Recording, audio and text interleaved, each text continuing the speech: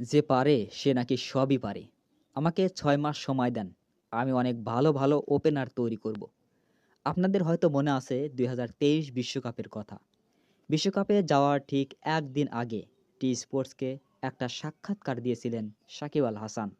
সে সাক্ষাৎকারে তিনি অনেক কথাই বলেছিলেন, অনেক বিষয় নিয়ে আলোচনা করেছিলেন। কিভাবে দেশের ক্রিকেট সামনে এগিয়ে নিয়ে যাওয়া যায়, কিভাবে দেশের ক্রিকেটের উন্নতি করা যায়, অনেক কিছু। এর মধ্যে তিনি একটা অনেক বড় কথা বলেছিলেন।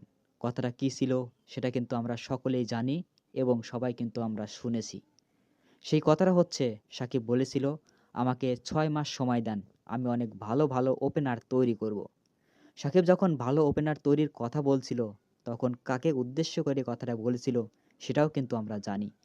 আপনারা যদি জেনে থাকেন কমেন্টে জানাবেন। যাই হোক সাকিবের সেই সাক্ষাৎকারের পর অনেকে তাকে অনেক ধরনের গালি দিয়েছে। সাকিব খেলা পারে না, খেলা বোঝে না, পাগল আরও কত কী। আসলে কি জানেন ২০২৩ বিশ্বকাপের আগে আমরা ভাবতাম বাংলাদেশে হয়তো একটাই ওপেনার আছে।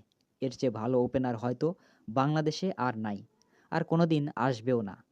কিন্তু আমরা না জানলেও সাকিব কিন্তু ঠিকই জানতো বাংলাদেশে অনেক ভালো, ভালো ওপেনার আছে।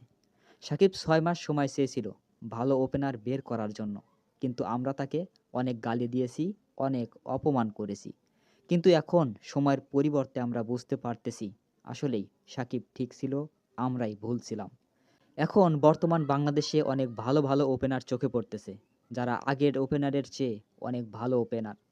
বর্তমানে বাংলাদেশে তরুণ ওপেনারদের মধ্যে আছেন তানজিদ হাসান তামিম, পারভেজ হোসেন ইমন, সাইফ হাসান আরও অনেকে।